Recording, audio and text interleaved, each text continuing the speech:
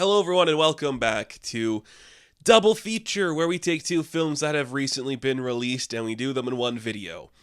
There's always sort of kind of a theme, and if there was a theme for this week, it is movies that streamers dumped on their services from sort of known directors that don't really stick the landing for what they're doing.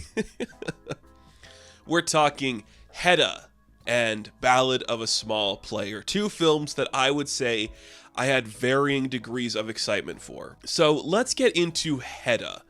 This is the new film from Nia DaCosta. She is sort of building a name for herself right now. She's going to be doing 28 Years Later, The Bone Temple next year. I believe it was just confirmed she's directing the pilot for Jason Aaron's Southern Bastards.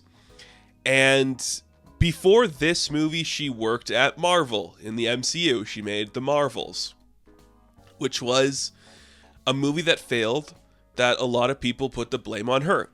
This is sort of like a post-MCU, let me talk about why movies are cool movie. You know, we're going to see a couple of them this year from some directors. You know, Chloe Zhao has one that's going to come out too. But Nia DaCosta, she's back tackling a work from Henrik Ibsen, who is not a writer I am familiar with.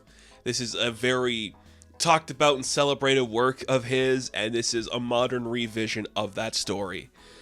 Which, sure, you know, I think there is definitely something to say about, you know, class and status and love in today's society while doing a pseudo Bridgerton thing, Buccaneers thing, you know, like those shows about like, it's old times, but we do modern stuff around them. It makes sense. This movie stars Tessa Thompson. She plays the lead character of Hedda. She is a recently married woman who is celebrating a huge party, and there's like a big gathering coming to their estate. And in that gathering is a woman who she used to have an affair with, this woman that she used to love. And now this woman is finding success outside of the relationship with Hedda. And she is questioning the choices she made in her life with her status, with her wealth, with her husband. I think it plays with that well for the most part. Like, this is a story that is timeless. You could put this in any period. You could make this kind of movie in any time period, and it works. It's very modern, I think, in terms of the direction and the way we present the characters, which is fine. You know, one of the things about these like classics and masterworks of like these timeless eras is that you can reinterpret them in a million different ways. So turning it into like a queer story that's like a melodrama about this woman who's lost her way in life, that definitely works. It's definitely an angle to play with. And it generally is probably what makes this the only compelling thing. I don't think this movie is necessarily bad. It is just uninspired and loses its momentum through a good majority of it. I like the set decoration. It's very like Saltburn meets Bridgerton. We're kind of doing that pseudo modern thing where it's everyone ripping on Marie Antoinette but doing a worse job of it, you know? Like, this could be set today or centuries ago. That's up for you to decide. But big estate, filming on real locations. These people are walking through mazes and hallways, and it's majority of people talking in bedrooms and dining rooms, but that's still interesting. It's big, it's sweeping. The camera work plays into a modern sensibility where it's about the visual language as it is as much as the story that we're telling. And this story, maybe because it's so common, you just see like how bare bones it kind of gets into. That's not like the worst thing ever. Like, I don't know if the script is necessarily brilliant, but it's serviceable. There's some real tension involved. I buy the relationships and the romance for the most part, and that makes it genuinely fun. This only works because of Tessa Thompson, because I don't think you would watch this without her. Like, there's not much nuance to it, but she is this woman who's very good at playing every single side of the argument, and she's very compelling on screen. And you put her in period clothing and say, go be this woman who's in love with multiple different people, but she can never find true happiness because she's like burned every bridge she ever built, and she is a jealous, petty woman. And I'm like, that is an awesome idea. Does Thompson fully convey that? Well, it's hit or miss with what she really is able to do, but I buy it. She is beautiful. She is very charming. She is perhaps the most impressive piece of this puzzle. I do think the best performance comes from Nina Hoss, who plays the secretive affair person, part of the love story, the love triangle. This woman who is now a professor in a time when women don't really become professors, and she's writing this book. And it's really, really smart. I think this is a really good performance that's probably going to get overlooked a lot this year. There is so much anger and resentment behind everything she's doing. The classism where she is trying to present with like being one of the boys, and just the idea that she can't escape this identity. She can never truly be herself, and where that leads her. This is also a murder story. People die. So if you're interested, there's like, Chekhov's gun. It does open up. The movie opens up with like, this is what happened. And now it's like, let's go back and see. So, I mean, it's gonna hook people to some extent. It's not necessarily a brilliant execution of those things, but it's solid. I like the score. I like the set decoration. Sometimes that's all you need. As bare bones as this story gets, I'm not upset with the things we are seeing. They're fine. They are solid. I like beautiful women on screen who have tension with each other. I like the idea that you have to present a certain way around a man, and that this era is just full of people in costumes sitting in big rooms dancing, but no one really wants to do anything. This idea that this woman's bohemian because she doesn't conform to society's norms. I like that stuff. It's an easy layup, and I think this movie hits those easy layups and doesn't do much else to really deliver. But that's okay. Some people will be satisfied with the things going on here. I'd imagine. Maybe. So, Hedda. I am going to give a 6 out of 10.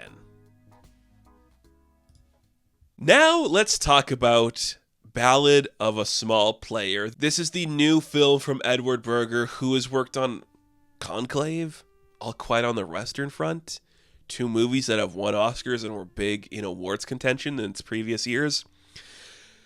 Well, forget all that, because we're going to Macaw and following Colin Farrell as he is this insane, gambling-addicted loser who's trying to score one more big win. This is such a bizarre movie, because on paper, this is exactly what I want to see. Colorful, beautiful set pieces. It's Colin Farrell at his most stressed out and sweaty, and just gambling. I love gambling stories. I love to gamble. I'm not an addict, but I could probably, if I had nothing else in my life to worry about, become a gambling addict. I love that world and that setting. And I'm blown away with just how bad this movie presents everything. Aside from some very interesting visuals. I don't understand the visuals. The visual language of this movie, let's just get this out of the way. It is Conclave adjacent, with like the Steadicam just showing you these different aesthetics and everything looking so special, but every single of the coloring choices is like blown out and oversaturated. It's just bright blues and reds and looks really insane. It doesn't look like a real world, which I guess is part of like the illusion of this guy losing his mind. It's beautiful in essence, but not beautiful for like a 100-minute movie, if that makes sense. And then the story goes all over the goddamn place. It doesn't know what it wants to be. It's narrated by Colin Farrell, who is pretending to be this prince, this royal man. I think he's actually a baron or a lord or something like that. Yeah, Lord Doyle, I think is what they call him.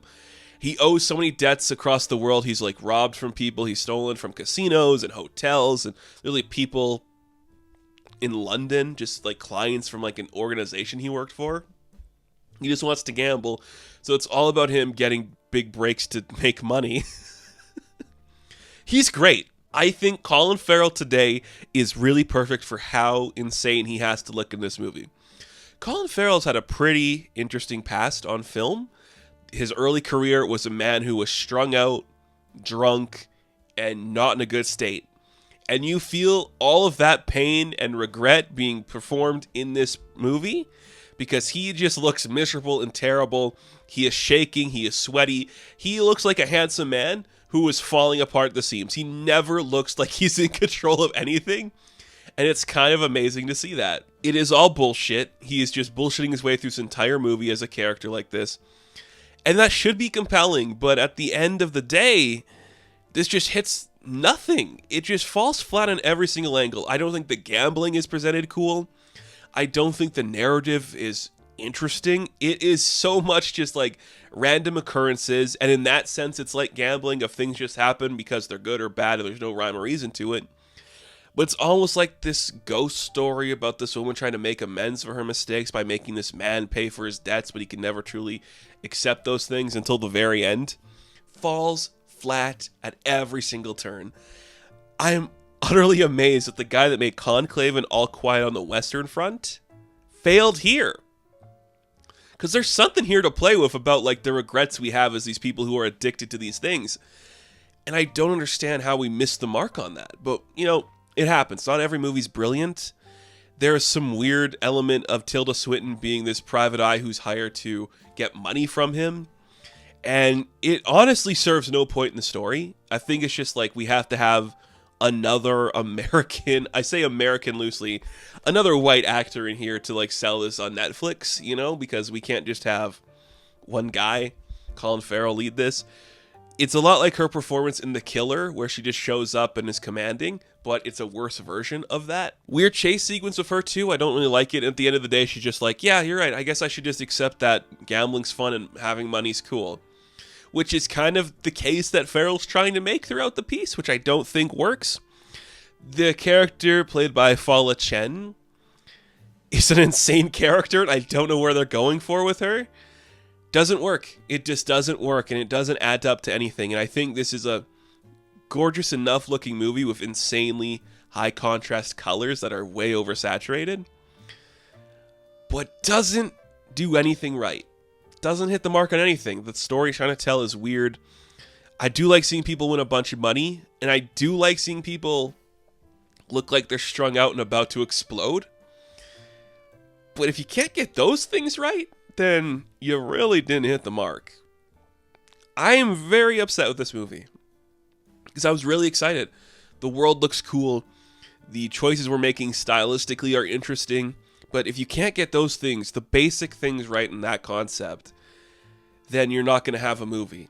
And this doesn't feel like a movie. It feels like a first draft of an idea that doesn't really go anywhere, which is a shame because this could have been something unique and a really good role for Farrell, playing like this schmarmy guy who's lying to everybody and presenting as a falsehood. But it doesn't even get that right. And that sucks. This just feels like it's nobody's best work. And at the end of the day, what are we doing? What did we accomplish? I felt like I was bored. And I'm like, really? We can't make Gambling and Macaw look incredible. And if we do, all the dialogue, all the characters are badly written and executed?